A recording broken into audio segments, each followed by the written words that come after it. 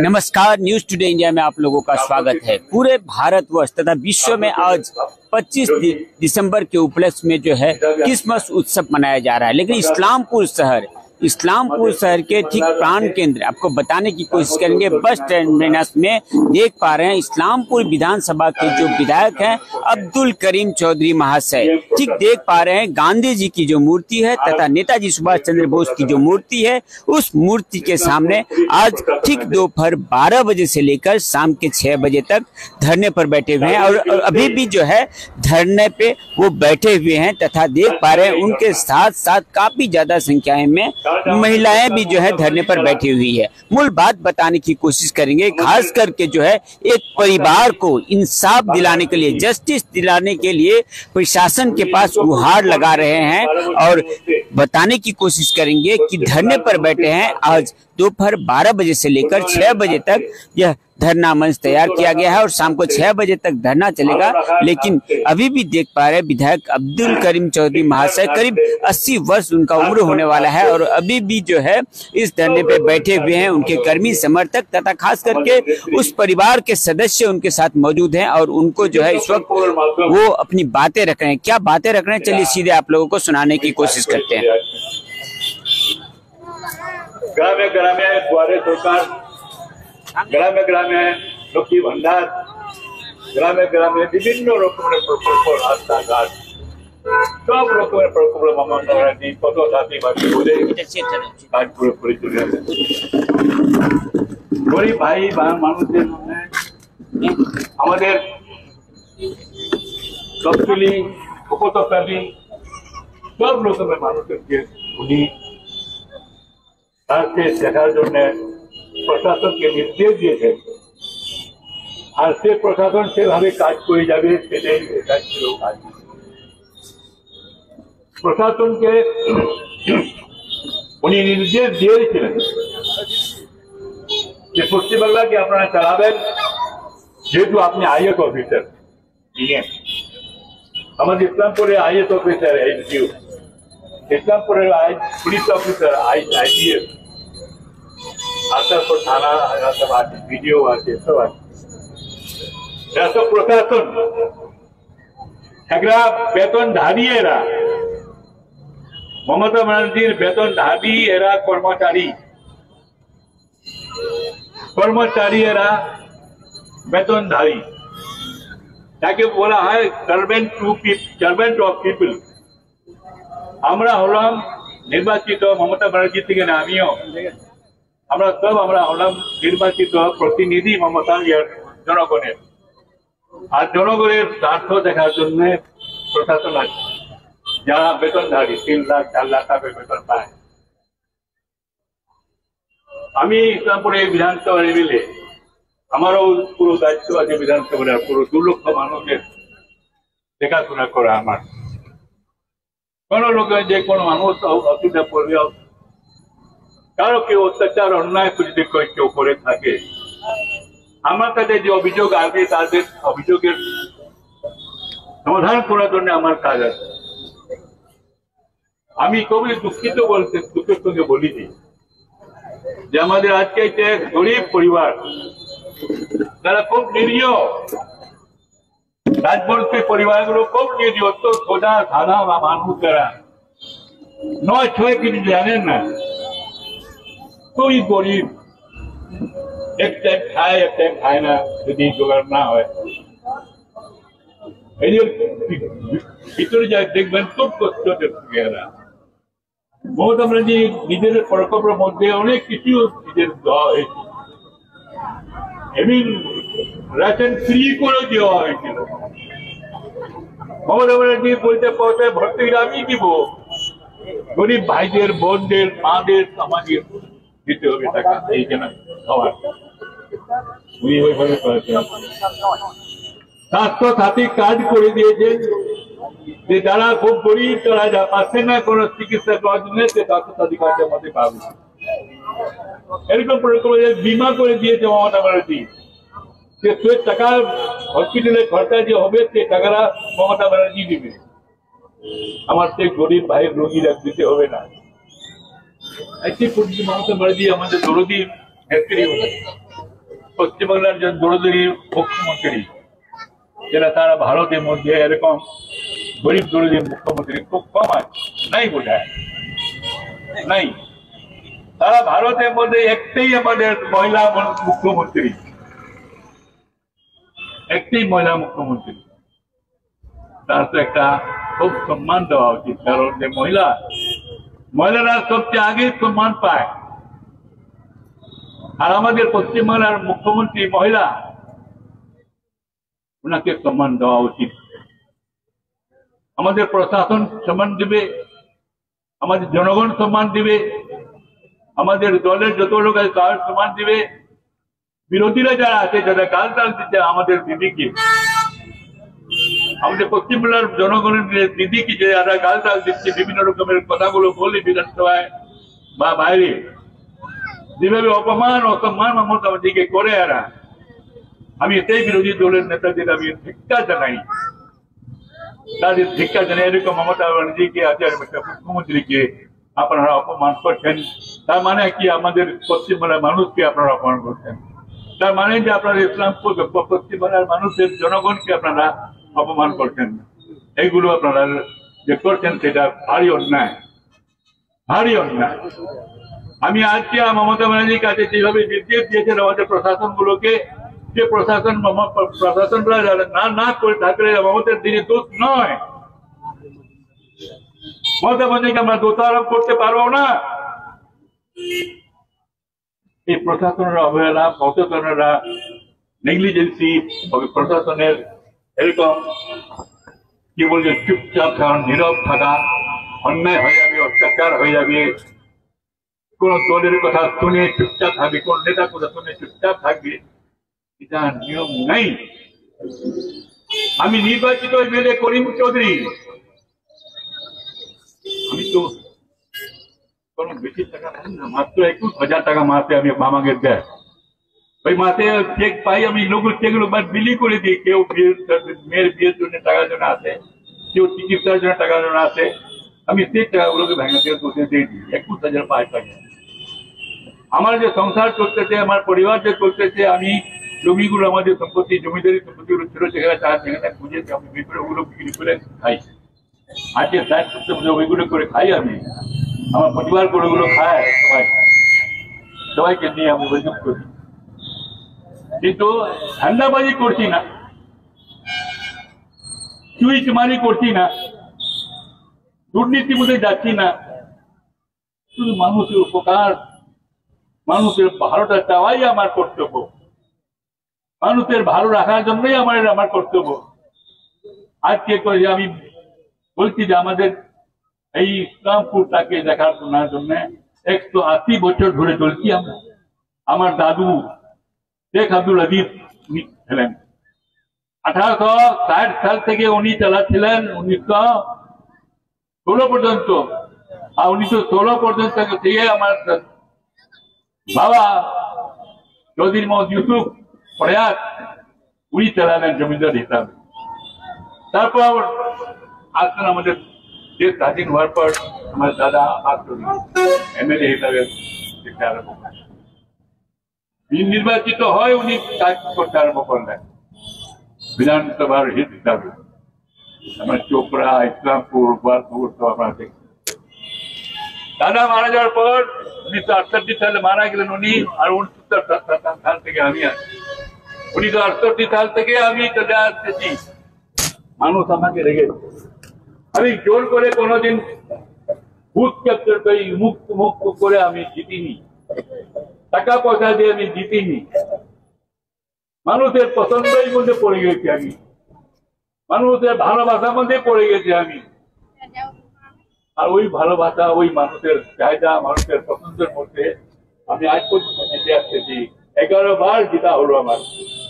সারা ভারতে 11 বার এমএলএ কেউ নেই, কোন রাজ্যে 11 বার এমএলএ পাবেন না আপনারা। কিন্তু আপনাদের ভালোবাসার জন্য, আপনার জন্য, আপনারা যেভাবে আমাকে পছন্দের মধ্যে, বুকের মধ্যে রেখে দেন, আমি সেদিন বলছি, সেদিন আমাকে গোল ধরে বলতেছিল, বাবু আপনি আছেন তো আমরা শান্তিতে আছি। আপনার প্রোগ্রামে কি না কি হবে আমাদের খুব ভয় লাগছে বাবু।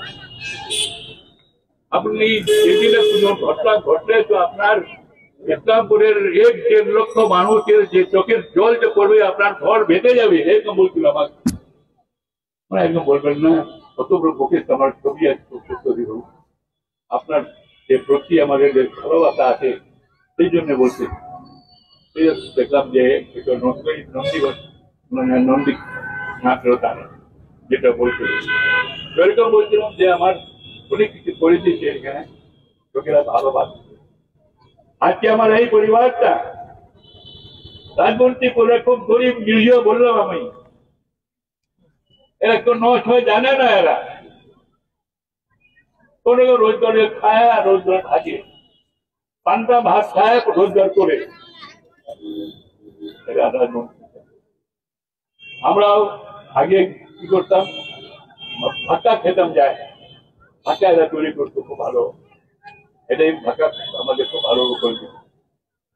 এরকম এই নিরীহ লোকেরা রোজগার করে নিজে কাজ করে খায়। আজকে সেই পরিবারের মধ্যে আপসের মধ্যেই ওরা নিজের ভাই কাকা তো ভাই বলতে লড়াই করেছে, প্রত্যেক সম্পত্তি বটোয়ারা করে নিয়েছে ওরা। কোন দিকে রাজাদের বাবা সম্পত্তি থাকবে, কোন দিকে রাজাদের টাকা সম্পত্তি থাকবে, কোন দিকে কার কোন টাকা কোথায় থাকবে, এইভাবে সব জমিন ভাগ বটোয়ারা করে আসছে। রাজাদের বাবার সম্পত্তি আছে 5টা ছেলে, ওর 5টা ছেলেকে 4টা ছেলেকে আর নিজের পাশে রেখেছে, একটা ছেলেকে ওটা অন্য জায়গায় রেখেছে। 4 কাঠা জমি ফেরত থেকে নাকি, সেই 4 কাঠা জমি 11 ডিসমিল জমি। রাস্তা ছিল ওই রাস্তা, ওরা একই রাং না, আপসের মধ্যে ভাই বোতে লাগো, ওরা ভাই ভাত যারা টাকা তো ভাই মুক্ত ভাই তো এনেকি যেত, ওই যাতায়াত করতো। ওখানে একটা যেখানে জমি বাবা ছিল সেই জমিতে ও বাড়ি করলো, ও বাড়ি করেছে সেখানে 4 বছর আগে। আপনারা জানেন যে এই 4টা পরিবার, এই যে আমাদের পরিবার, এই যে এই পরিবারটা আমার ছিল ওখানে ঘরে। এই 4টা স্বামী স্ত্রী আর 2টা সন্তান, শিশু সন্তান, এরা বড় সন্তান না, শিশু সন্তান, এরা নাবালক বলবো না আমি, শিশু সন্তান 6 বছর 7 বছর। আজকে 2021 সালে আজকে রাস্তা বন্ধ করে দিল। ওই জমির রাস্তাটা রাজেদের কিনা জমি, ওর কাকার কাছে যে ভাগে পেয়েছিল, কাকা ভাগে পেয়েছিল, সে ভাগা বিন্দারাম সিং সে বিন্দারাম সিং দিয়ে কিনে নিয়ে ওই রাস্তা হয়ে যাচ্ছিল। ওইটাই নিয়ে এই বিক্রম সিং, খগেন সিং এরা বদমাইশি করে মারামারি করে দিল, মারামারি করে এদের তাড়িয়ে দিল। এরা হচ্ছিল ভর্তি, তারপর এদের উপর কেসেও দিয়ে দিল, মামলাও দিল, পুলিশ ধরাতে পারছে, পুলিশকে ঘুষ দিয়ে টাকা দিয়ে হাত করে নিয়েছে। বিক্রম সিং এটা হলো সিভিক ভলেন্টিয়ার বলে, সমস্ত থানাটা বাড়িটা আমার, থানাটা আমার, এইগুলো বিক্রম সিং বলতে আরম্ভ করে। থানাওয়ালা কিছু করতেই পারছে। এইভাবে ওরা আজকে ঘর ছাড়া, 2021 সাল থেকে ঘর ছাড়া আছে। বিভিন্ন দরজায় গিয়েছে মমতা ব্যানার্জিকে, দুয়ারে দুয়ারে সরকার, এরা দুয়ারে দুয়ারে গেছে প্রশাসনের, গিয়েছে থানাতে, গিয়েছে ফাঁদিতে, গিয়েছে এসপির কাছে, গিয়েছে এসপির কাছে, গিয়েছে এসডিওর কাছে, বিভিন্ন লোকের কাছে, দপ্তরের কাছে, প্রশাসনের কাছে। তারপরে কি হলো, এদের আর কোনো বিচারই নেই। বলছিল না এরা যে আমরা যে ব্লক প্রেসিডেন্ট তৃণমূল কংগ্রেসের আছে তার কাছে গেলাম, যায় হয়রান হয়ে গেলাম। এই মেয়েটা যে আছে আমার, যে নাম কনিকা, ওকে বাপদাই দিয়েছে, তবু রাজেশ বলতেছে যে আমাদের সমাধান করতেন কেমন করে, কিন্তু আমরা বাড়িতে করতে পারবো না। এরা আমাদের জন্য আসলো তখন আমি 1 বছর ধরে আমিও কয়েকবার পুলিশকে বৈঠক করেছি, বলেছি, এসডিও কে লিখেছি, আপনারা ইসলামিক ট্যাক্স এসডিও সাহেব আপনার ইসলামিক ট্যাক্স হাতে অধিকার আছে, কারো কেউ রাস্তা বন্ধ করতে না পারে বাড়ি ঘর ঢোকার জন্য। আপনি ওই আইনটা প্রয়োগ করেন। এসডিও আইএস অফিসার আমাকে সেদিন বললো যে আমি 7 দিন সমাধান করে দেবো, 7 দিন আমি সমাধান করে দেবো মনে ছিল, কিন্তু করলোই। এরা গেল তারিখের মধ্যে ডাকলো, বলছে ভাই আমি পারবো না। ইসলামপুর অথরিটি আপনি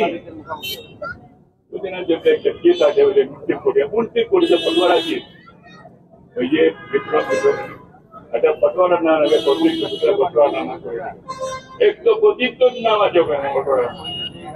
কবে ওরা হেলে বলে কবে কি জানি না।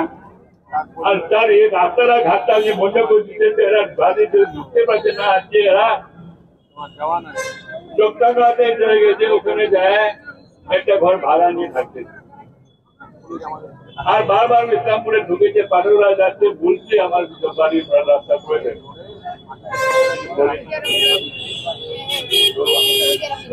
বললো আমিও করছিলাম, আমিও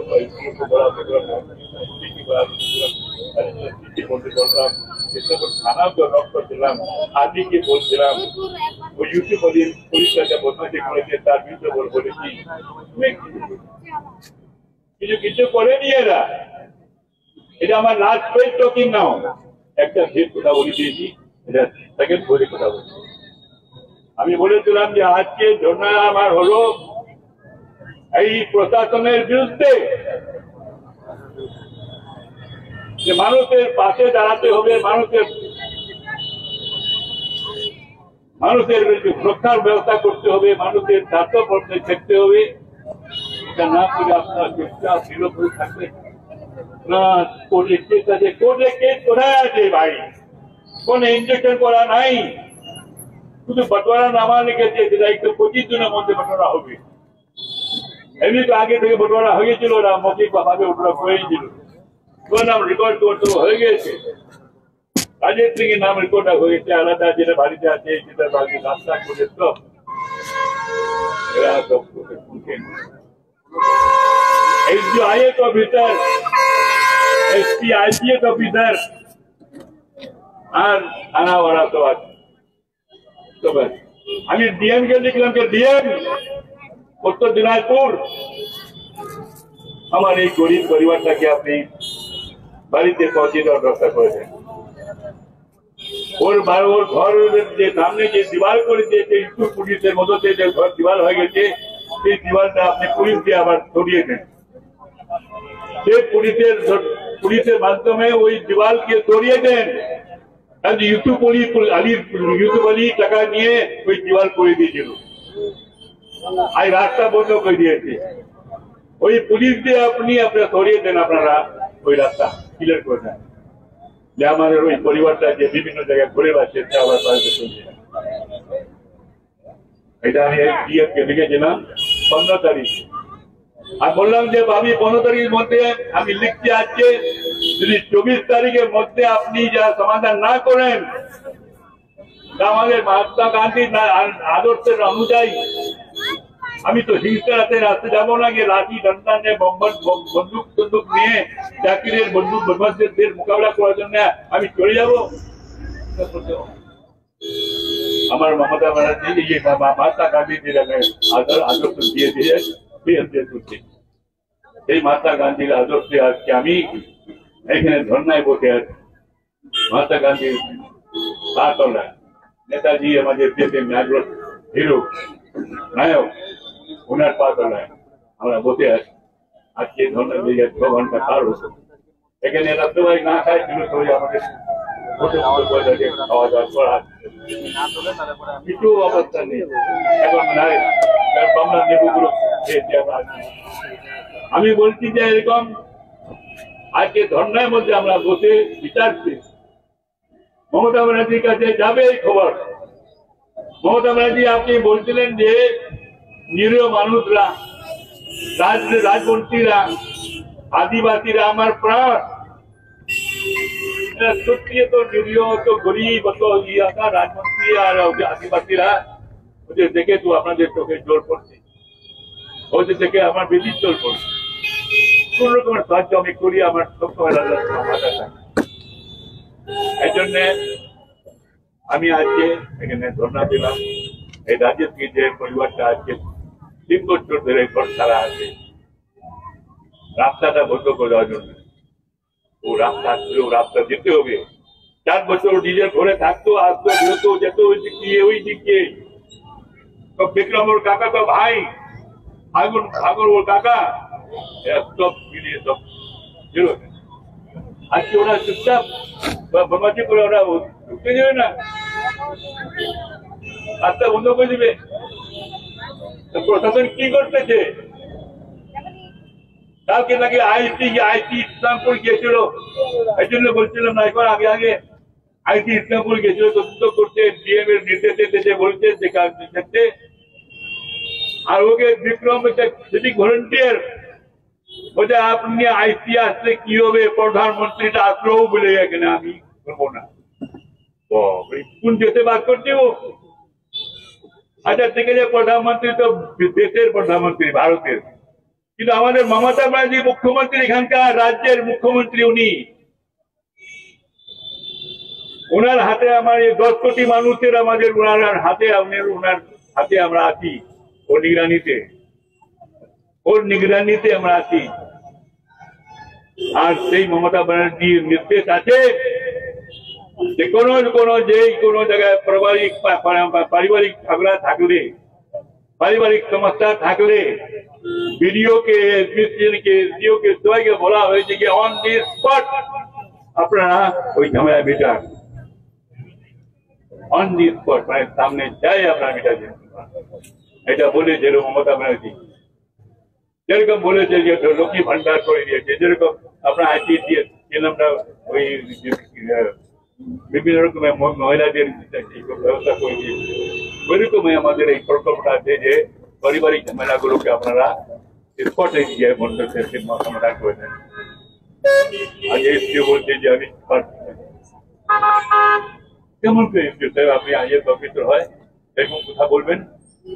ভারতটা তো আজকে প্রশাসন দিয়েই চলেছে, সমস্ত আইএস অফিসাররাই চলেছে ভারতকে। আমরা তো নির্বাচিত প্রতিনিধি, আমরা কেউ প্রধানমন্ত্রী হয়েছি, কেউ মুখ্যমন্ত্রী হয়েছি, কেউ আরো মন্ত্রী হয়েছি, চেয়ারম্যান হয়েছি, কেউ এমপি হয়েছি, কিন্তু প্রশাসনটা আপনার হাতে, আপনারা চালাবেন।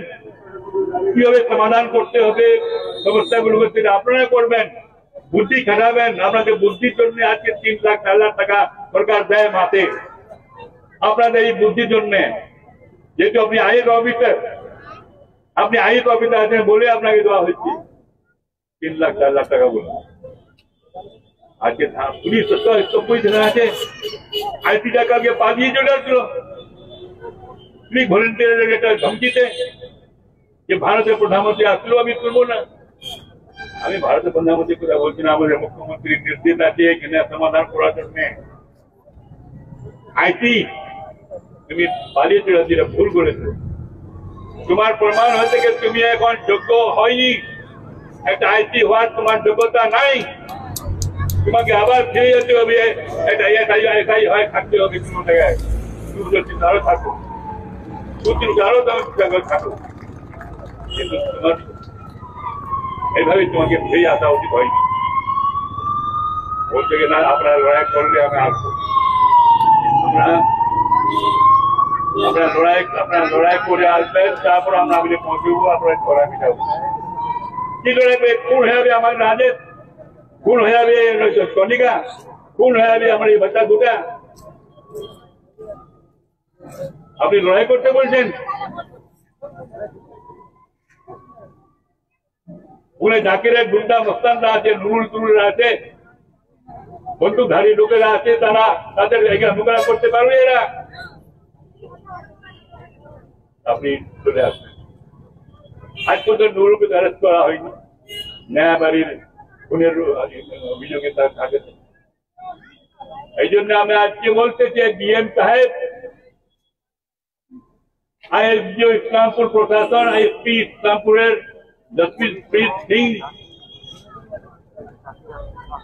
আপনাদের আমি বলছি আজ পর্যন্ত করলেন না। আমি এখন করিম চৌধুরী ইসলামপুরের বিধায়ক, 11 বারের বিধায়ক, জনপ্রিয় বিধায়ক, মানুষের পছন্দের বিধায়ক, ওই ছাপ্পা মার প্রধানের কথা আমি শুনবো না। ছাপ্পা মার দিকে আপনি সার্টিফিকেট দিয়েছেন, এসডিও ভুল করেছেন। প্রায় 1 ঘন্টা 2 ঘন্টার মধ্যে জিতে গেল, প্রধান হয়ে গেল নির্বাচনে, জেলা পদে মেম্বার হয়ে গেল ওই ছাপ্পা মারেই। সেখানে আমি বলেছিলাম, আমি আজকে বলতেছি এই ছাপ্পা মারের কথাগুলো আমি বললাম, জিএম সাহেব আপনার প্রশাসনকে একটু আপনি হিলান, এসডিও প্রশাসনকে, থানা প্রশাসনকে, এসপিকে নির্দেশ দেন। আমি মমতা ব্যানার্জিকে অনুরোধ করছি এখান থেকে, আজকে এই ধর্না থেকে, মঞ্চ থেকে, এই ধর্নার মঞ্চ থেকে আমি মমতা ব্যানার্জি, আমাদের মাননীয় মুখ্যমন্ত্রী, জনদরদী মুখ্যমন্ত্রী, তাকেও বলতেছি যে আপনি প্রশাসনকে নির্দেশ দেন যে এই 30 তারিখের মধ্যেই এদের তার বাড়িতে পৌঁছে দেন সুস্থভাবে প্রশাসনিক ব্যবস্থা নিয়ে তার বাড়িতে রাজেশকে আর রাজেশ পরিবারকে নিয়ে পৌঁছে দেওয়া সুস্থভাবে না হলে 30 তারিখে, যেটা আমি বলছিলাম সেকেন্ড পেজ আমার কথা, 30 তারিখে আমি এখান থেকে একটা সময় যাব, এদেরকে নিয়েই ওই বিক্রমের দরজার সামনে, রাস্তার সামনে আমি ওখানে বসবো, যায় বিক্রমকে ডাকবো, ভাইগনকে ডাকবো, আর এদেরকেও ডাকবো, সামনে বসাবো ওখানে। আপনারা নিজেদের রাষ্ট্রীয় সাধন, আপনারা একটাই বংশধর, একটাই বংশের লোক, আপনারা এইভাবে একটা পরিবারকে আপনারা ধরে রাখবেন, তারা রাখবেন, ঠিক হচ্ছে না। আপনাদের মিলে নিতে যেতে হবে,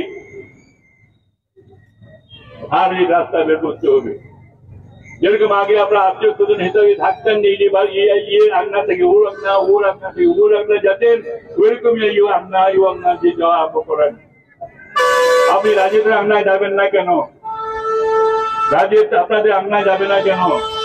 ওই ব্যবস্থা আপনারা করেন। আপনার সব আত্মীয়, কেউ কাকা তো ভাই, কেউ আমার আরো থাকবেন, কাকা টাকা আছে, কি আছে। এই জন্য 30 তারিখে আমি ওই দোকানে যাব, 1টা থেকে নিয়ে 6টা পর্যন্ত বসবো, আবার ওদের নিয়ে বুঝাতে আরম্ভ করবো কোন রাস্তা তার লাগবে যে আমার এই পরিবারটাকে তোমরা ওই ঘরে ঢুকতে দেবে, কি বলো কি লাগবে। এদের তো বলছো যেদিনকে খরচা হচ্ছে অনেক আছে, এই যে তো গরু মহিষ টহিষ যা ছিল, ছাগল টাগল সব তোমার লুটপাট করে নিয়ে চলে গেছিল ভাই। এই যে কিছু ছিল না, সব কিছু ঘর খারাপ হওয়ার পর থেকে ওর বাবা টাবা কাকা যে হসপিটালে করেছিল, ওই মধ্যে একদম গরু মহিষ নিয়ে চলে গেছে, কত 1000 টাকা নিয়ে। তোমাদের কত 1000 টাকা খরচা হয়েছে হসপিটালি না, কিন্তু কত লুটপাট করে সব চলে গেছে। এই জন্য ক্ষতিপূরণের কোনো ব্যাপার আসছেই না এখানে। এখন শুধু মিলে মিশে থাকতে হবে, আত্মীয় স্বজন হিসাবে থাকতে হবে। আমি এটা বুঝাতে যাবো। 30 তারিখে 1টা থেকে নিয়ে 6টা পর্যন্ত থাকবো ওখানে, 7টা পর্যন্ত থাকবো ওখানে। যদি বুঝাতে পারি, দুজনকে এক করতে পারি, দুজনকে এক জায়গায় বসে এক করতে পারি যদি আমি, তাহলে আমি নিজেকে সফল লোক এদের বাড়িতে ঢুকাই দেবো। না 30 তারিখে আবার 31 তারিখে যাবো, আমি আবার 31 তারিখে যাবো ডিসেম্বরের, আবার পূজা করবো। প্রথমবার যদি পথটা যদি না গলে যায়, তো সেকেন্ড টাইমে যায় পথটা আমি গোলাবো, এই পাথরকে গোলাবো, বুঝাবো, বুঝার মধ্যে করবো। আমি 31 তারিখের মধ্যে ওদের কোন রকমের ভাবো, প্রথম তারিখে জানুয়ারির মাসের প্রথম তারিখ থেকে, নতুন বছরের 2024 সালের প্রথম দিন থেকে এরা নিজের পরিবারের জায়গায় বসে কেক বিস্কুট খেতে পারে, সেটা আমি থাকি। এই জন্য 30-31 তারিখ আমি ওখানে থাকবো, ধর্নাই দেব। আমি এদের বুঝাবো, বুঝায় সাথে গিয়ে করবো, যে ভুল হতে গেলে এই ভুলের প্রমাণ দেবে, ভুল হতে ওই ভুল প্রমাণ নিয়ে আপদের গোড়া তোলায় মিলিয়ে আমি আসবো। এই 30 তারিখ 31 তারিখ আমি করবো এটা। আর আমার প্রশাসন, আমি আশা করছি প্রশাসন যে তার আগে 30 তারিখ আগে যদি এদের নিয়ে পৌঁছায় যেত, আমি প্রশাসনকে ধন্যবাদ জানাবো, প্রশাসনকে ধন্যবাদ জানাবো যে আপনারা প্রশাসন কাজ করেছেন। আপনাদের দেশ ভারত আপনাদের যে দায়িত্ব দিয়েছে আপনারা সে পালন করেছেন। মমতা ব্যানার্জি যে আপনার যে বিশ্বাস করছে সেটা পালন করেছেন। মমতা ব্যানার্জি বলেছে যে সমাধান বিডিওকে বলবো, বিডিও ইসলামপুরের দায়িত্ব আছে, ইসলামপুর ব্লকের বিডিওকে যেতে হবে ওখানে। এসডিও সাহেব বিডিওকে নিয়ে তার সঙ্গে, থানা আইসি কে সঙ্গে নেন, এসপি কে সঙ্গে নেন, ডিএম সাহেব আপনি নিজে আসছেন, খালি রাগুতে বসে দেশ চালা হয়ে গেছে, জেলা চালানো যাবে না। আপনাকে এখানে আসতে হবে ডিএম সাহেব, আপনাকে আসতে হবে, কোনো অঘটন না ঘটে এখানে ইসলামপুরে। You have to come here. আপনার প্রেজেন্সে আমার মনে হচ্ছে যে এই পরিবারের মধ্যে একটা ফেল হয়ে গেছে। এই জন্য 30 তারিখে আমি ফের থাকলাম। 29 তারিখের মধ্যে প্রশাসনকে আমি বলবো যে তারা এই পরিবারটাকে তাদের ভালো হয়ে গেল আর ঠিক নর্মালিটি আবার নিয়ে আসো। যে নর্মালিটি আগে ছিল 3-4 বছর আগে, 2021 আগে যে পরিস্থিতি হচ্ছে আবার ফিরে যায়, এই অবস্থায় আবার ঘুরে আসছে। এটা আমি বলি। এই জন্য আমাদের 30-31 তারিখ আমার থাকলো, আর 29 তারিখ পর্যন্ত আমি প্রশাসনকে দায়িত্ব দিই। 29 তারিখের মধ্যে প্রশাসন যদি করে তো প্রশাসনের ধন্যবাদ জানাবো, আর যে প্রশাসন না করে প্রশাসন যদি ফেল হয়ে যায় তাহলে আমাদের লোকাল মানুষের যারা আমার প্রতিনিধি আছে আরো বসে গিয়ে আমি দেখবো যে আমি বিক্রমকে ভগবানকে আর এদেরকে নিয়ে কত দূর আমরা এই সমস্যাটা মেটাতে পারি, এটা আমার আপনার চেষ্টা থাকবে। তার হাতে নিয়ে लेकर के हम जाएंगे, কোনো ফুল ফলার জন্য নেই। আমি প্রান্ত নিয়ে যাবো, আমি কারো ভয় করি না। আমি পরিবার সব নিজের বাড়ি ঢুকে যায়, এটাই যাবো।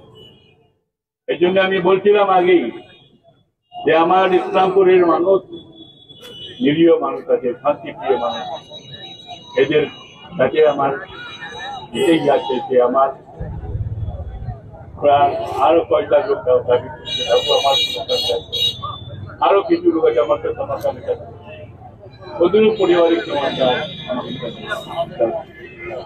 আমি সেটা বলছিলাম যে আজকে আমাদের 29 তারিখের মধ্যে এই যে পুলিশ প্রশাসন, এসডিও প্রশাসন, ডিএম প্রশাসনকে আমি বলে যাচ্ছি যে আপনারা আমার রাজেশ পরিবারকে তার বাড়িতে নর্মালটির মধ্যে ছিল, যেটা আগে যেটা পরিস্থিতি আগে ছিল 2021 আগে, সেই পরিস্থিতি আপনি করে নিয়ে আসেন।